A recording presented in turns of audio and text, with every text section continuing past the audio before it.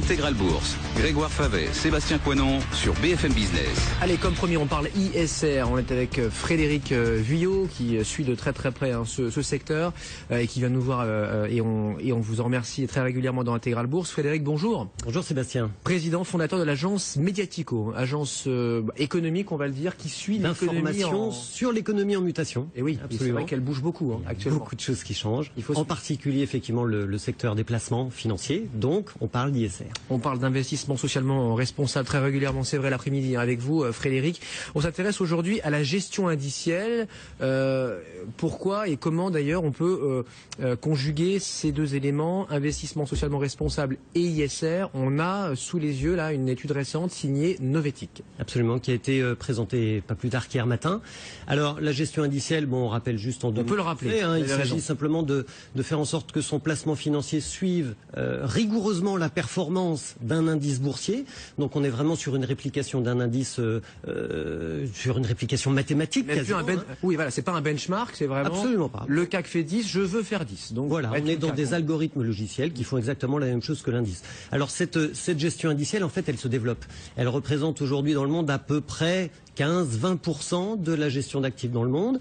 Et parfois, sur certains fonds, ça peut monter à 80%. Et le plus gros fonds américain qui fait de la gestion indicielle, il pèse 170 milliards de dollars quand même. Donc ça n'est pas rien. Les ETF, les trackers. Absolument, exactement, comme Amundi en fait aussi en France. Et a priori, on se dit, bon, bah, la gestion indicielle, elle est incompatible avec l'ISR parce que si on se contente de suivre un indice, il n'y a pas le travail d'analyse que fait le gérant d'un fonds. Le gérant ISR, lui, effectivement, il va choisir ses valeurs, il les sélectionne, il sélectionne les meilleures dans la stratégie best in class, il sélectionne celles qu'il exclut dans la stratégie d'exclusion, donc il exclut par exemple les valeurs du tabac.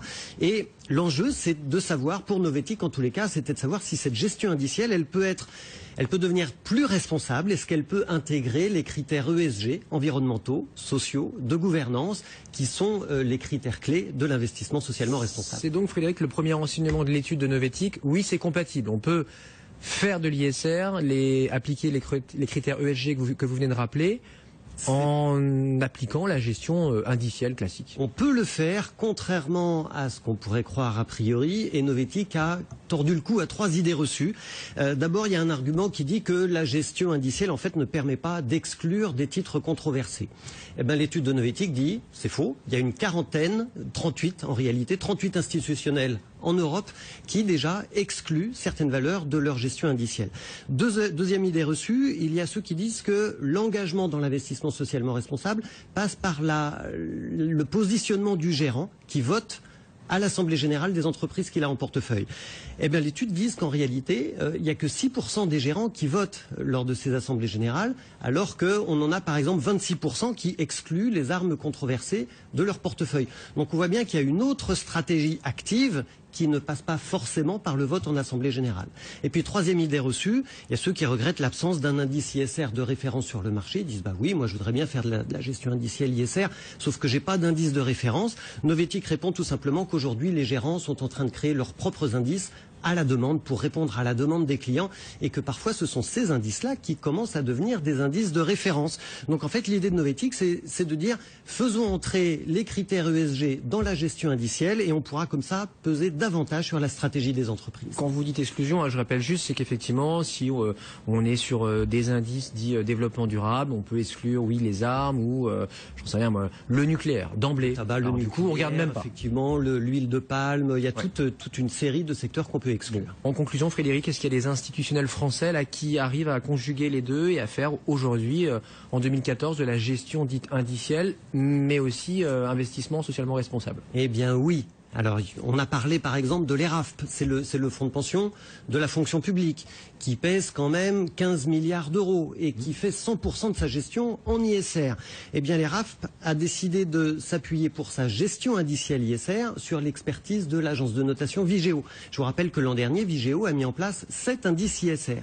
On a parlé Vigeo, c'est Nicole Nota, c'est ça, hein, absolument, c'est Nicole Nota, oui, tout à fait. On a parlé aussi de TEAM. Alors, TEAM, c'est le département recherche de BNP Paribas.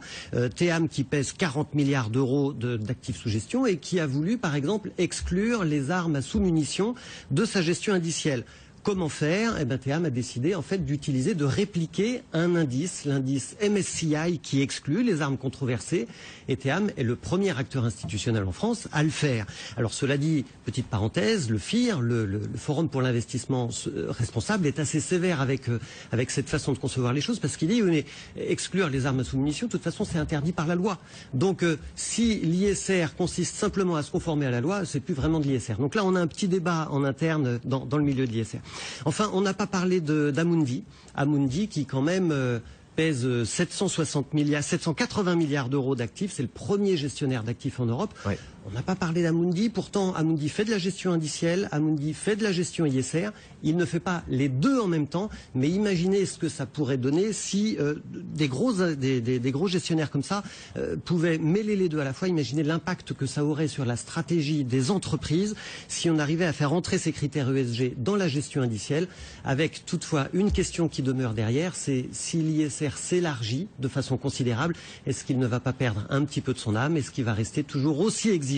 C'est une question qui est récurrente dans le monde de l'ISR. Ça fait quelques années qu'on en parle. Effectivement, est-ce qu'on préfère des pure players avec des tailles modestes ou un ISR, des critères ESG un peu plus light, mais avec du volume? Voilà, et c'est toute la question. On n'a pas fini de trancher. Frédéric Villot avec nous, donc l'agence Mediatico sur BFM Business. Merci Frédéric.